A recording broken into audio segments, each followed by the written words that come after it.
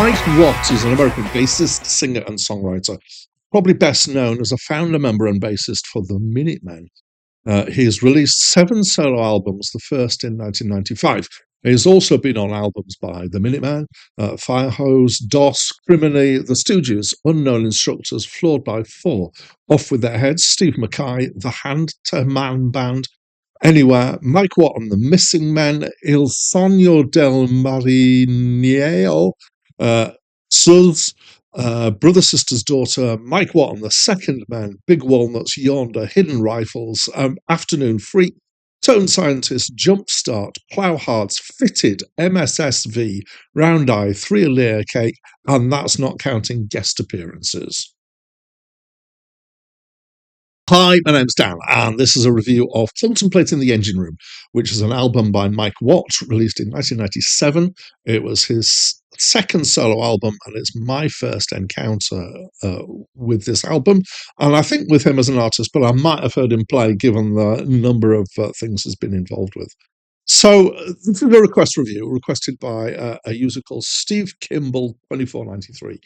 Most of the reviews on this channel are from a list of the 3,000 greatest albums of all time, a snapshot taken in 2019 from Acclaimed Music, which is a website where they do this amalgamated critics list thing, a bit like Metacritic, but going back a lot further in time.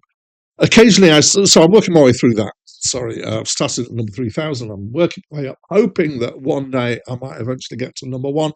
And I'm a little bit over a third of the way through at the moment. But occasionally I step off this to do reviews for other reasons. Only, as a minority. One of those is to do request reviews. So hence this review has been requested by this user. If you want to request a review, it's really easy. All you need to do is to leave a comment on any of my videos on the channel. Now, YouTube have changed the way they do notifications to creators of comments on channels. So there is a chance, it's more likely now than it has been in years past, that I will miss that.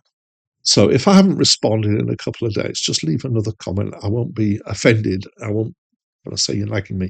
And if I see it, I will respond to it to tell you that I have registered your request. I never absolutely commit to reviewing anything that is being requested. There are some good reasons for me not to occasionally, and even occasionally there are times when there are good reasons for me not to, and I don't want to tell you why not. But that's quite rare, to be honest. Right, let's get into this album. So normally when I'm doing the Acclaimed Music reviews, I have genres thrust on me.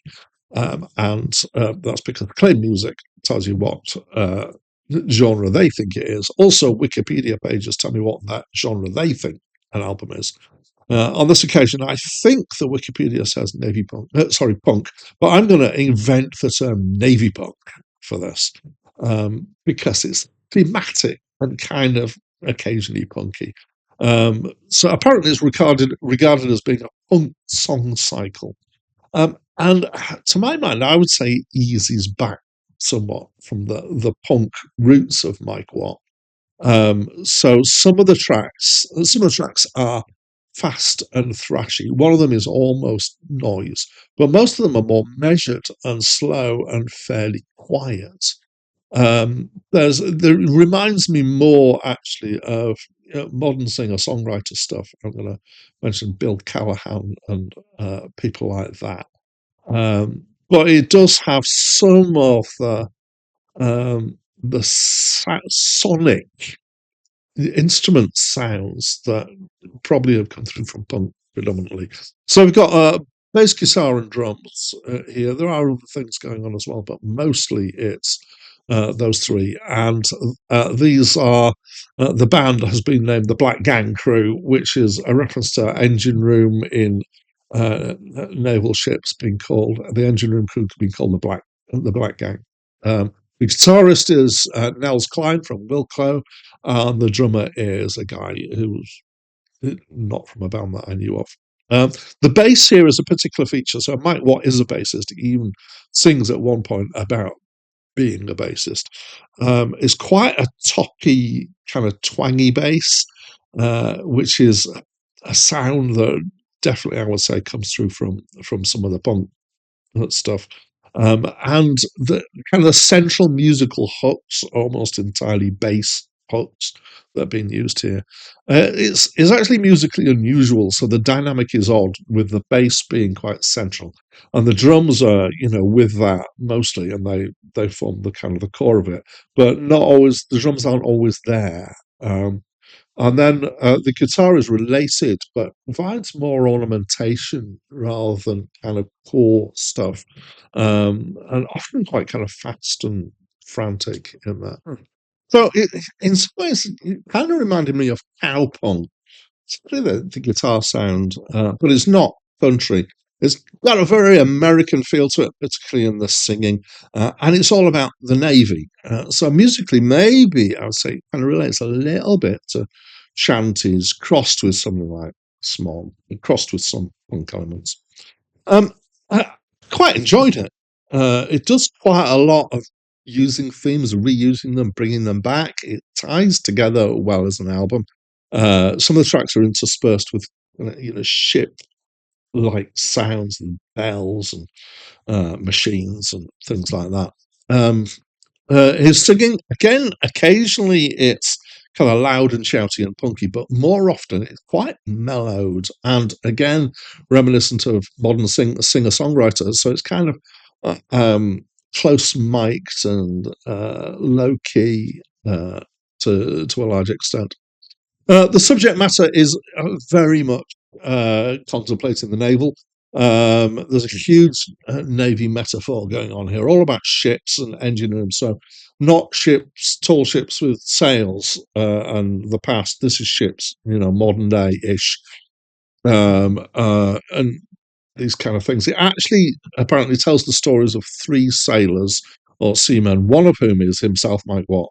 One of him is his Minuteman bandmate, B. Boone, who died.